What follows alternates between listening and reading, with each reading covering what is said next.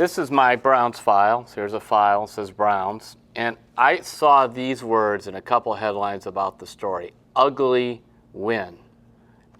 Browns and ugly win. First of all, when the Browns win, there is no such thing as an ugly win. They're not good enough to start doing that's a great win or a pretty win. They beat Baltimore 12-9. Their record is 2-2-1 after 5 games. I doubt many of us would thought they would be 2-2-1. And in their division, they tied the Steelers. They beat the Ravens. 2-2-1. Now, a lot of attention is going to Baker Mayfield, and I'll talk about Baker in another video. But I want to look back at this game in a little different way because I just am tired of hearing about ugly wins. It makes me want to hit myself in the head because that way the Browns won that game, if they're going to be successful in the AFC North, maybe not 12-9, but they're going to have to do it that way with a lot of defense. By the way, Denzel-Ward. Remember how many of us, and I was not on his bandwagon that much. I actually liked the Ward pick, whereas I didn't like the Mayfield pick. I'm not being a genius here because I was wrong on Baker Mayfield, but I did really like Ward a lot before the draft.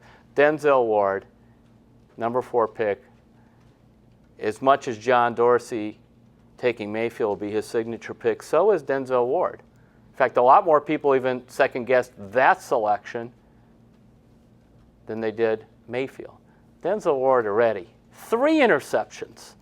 Denzel-Ward has forced 1 fumble. Denzel-Ward, according to Greg Williams, the defensive coordinator, is one of the best he's ever seen. And when a receiver catches the ball, he finds a way to rip it out of his hands and knock it down. He says he is already using tapes of Ward and how he does it to show the other defensive backs.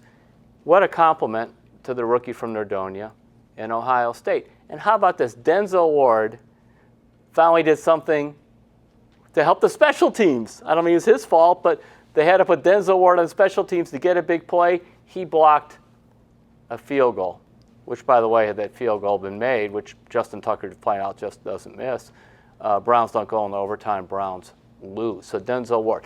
Another guy whose name has rarely been mentioned, had a terrific game, I thought, Jaime-Collins.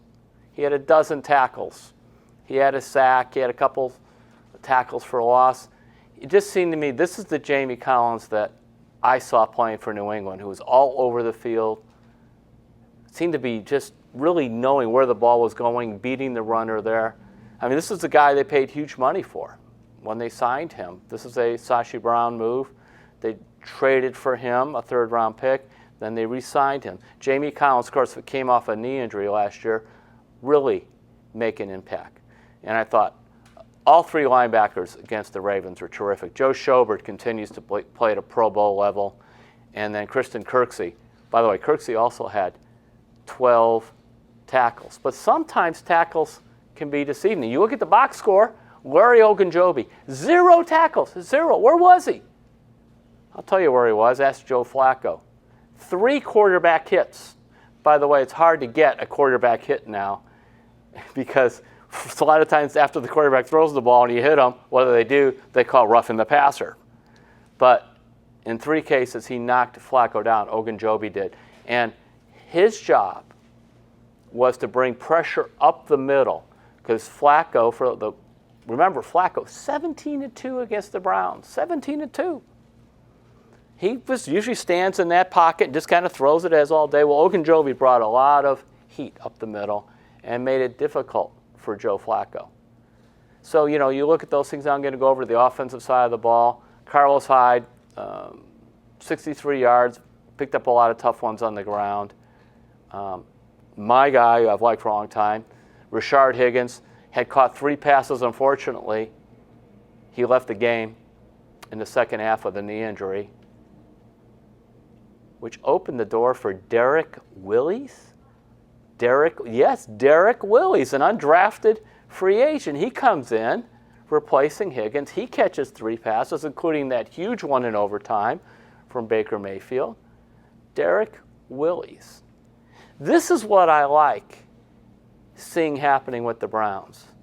Whether it's Desmond Harrison taking over at left tackle, undrafted free agent, or Derek Willis, undrafted free agent, along with your top picks, Mayfield and Ward, playing well.